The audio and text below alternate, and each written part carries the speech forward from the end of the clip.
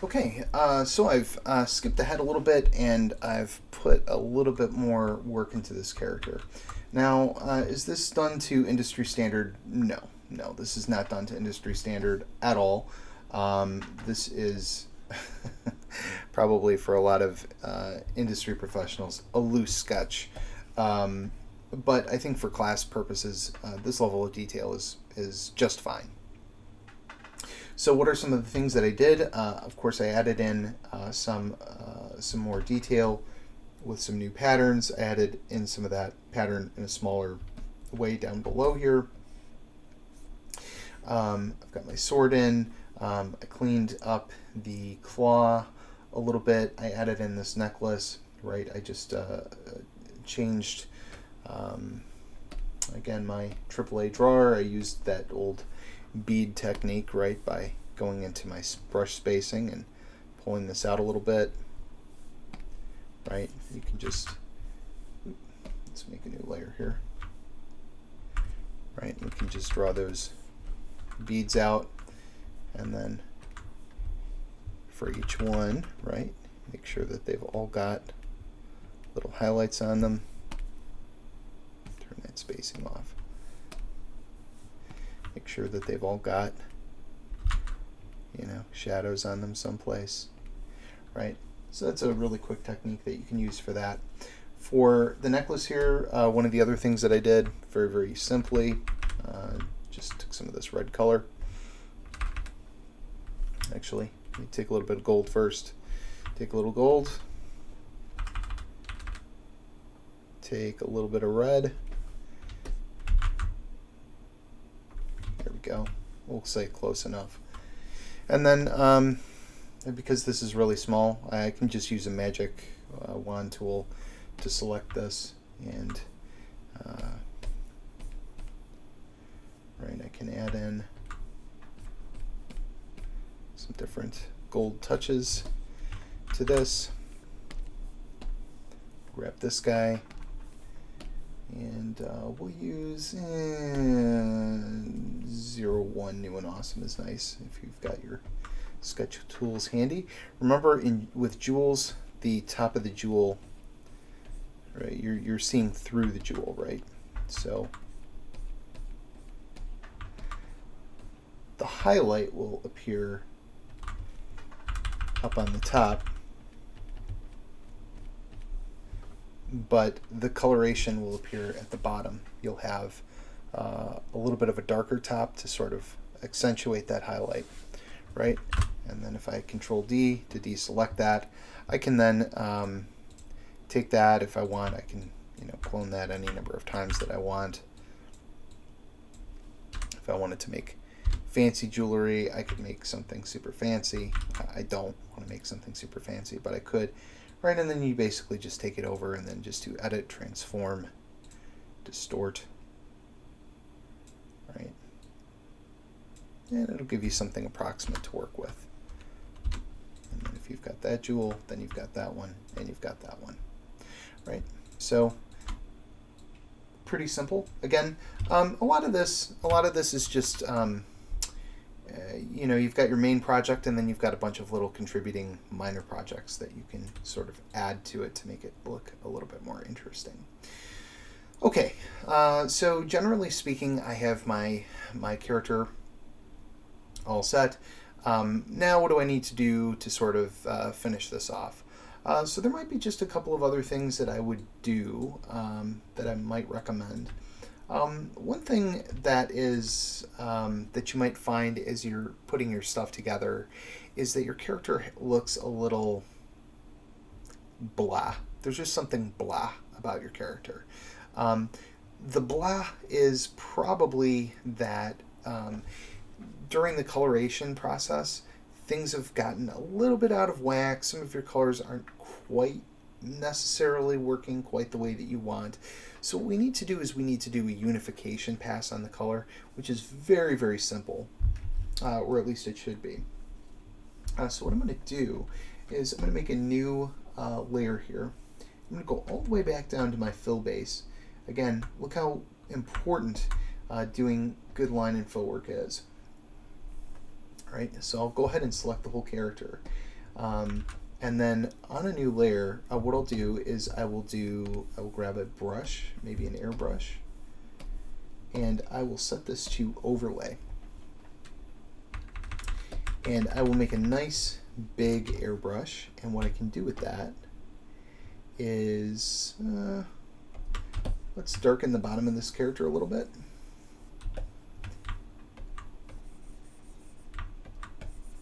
And let's put some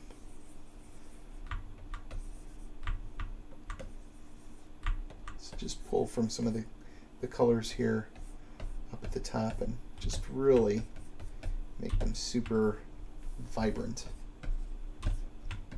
Pull out those toes a little bit. And then if I reduce the opacity a little bit, I get this really kind of striking color, and then everything, all the color just kind of sings, right? It just kind of sticks out in all the right ways. So what I can do then, typically when I get to about this point, I will grab all those layers. I'll just go ahead and duplicate them by dragging them down to the duplicate. Don't drag them to the bin over to the side. Go drag them to the duplicate so that you have a copy of the folder, and then just do Control E. And what that does is that flattens everything into a single figure. You might have some artifacting on the outside. Just erase it, get rid of it. Then what you're going to want to do is you want to go in with an eraser, get in nice and close, and just take out any black lines that you might see on the outside of the character. You can do this by hand, or you can use like a lasso tool. If you're like, some people have issues with the lasso tool or with the eraser, your hand isn't as steady, that's okay. You can also use the polygonal lasso tool, and you can just go in just like that, delete. Right, again, if you as long as you get in nice and close, deleting the stuff is no problem.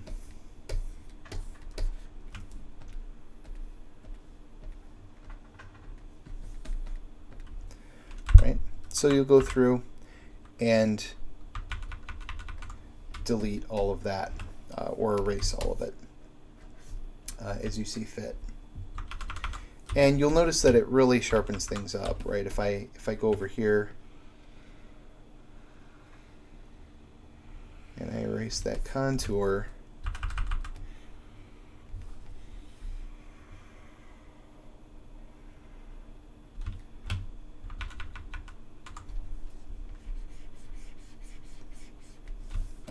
I mean, the image is has a lot more sharpness to it, right? Right, so once you get through with all of that, what's another thing that you can do? You can further sharpen the image, and I would recommend doing this. Just go ahead and take the whole image, copy it, and then what I usually recommend people do, go to Filter, go to Other, go to High Pass, okay? And this is going to make kind of a weird, make your figure look a little bit weird, or rather the copy of your figure look a little bit weird. So what you want to do is you want to adjust this to just to the point where you can see kind of sharpness, kind of a sharp outline of your character, and say OK. And then on your layers, you're just going to put it in as normal, or I'm sorry, as overlay. So when you look closer, you can see that this like really brings out some of the details, some of the sharpness of the brush strokes, or the blending. It gives it a little bit more of a painterly look, but it definitely makes it look a little bit more like a finished product. Lastly, for your presentation, what you'd want to do is you would want to make sure that you have an area shadow under your character. So at last, make sure that you go into your airbrush, make yourself a little oval, and then make sure that that oval properly aligns with the placement of your feet.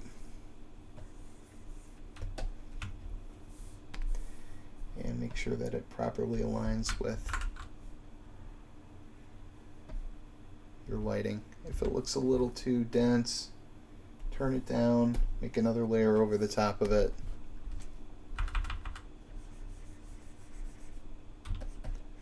And just do something like that. If you feel compelled, maybe put something behind your character to give them a little bit more pop. And what you should end up with is something like that.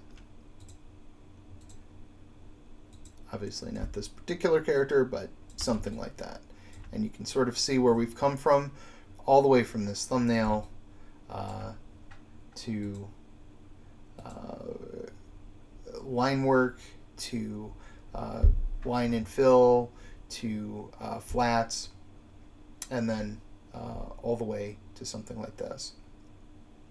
So that's generally speaking the process for making a character. It can be a lot of work depending on how much detail you have in your character, which is why we're going with characters that are a little bit simpler. But that should about do it. So good luck to you as you're working on the assignment.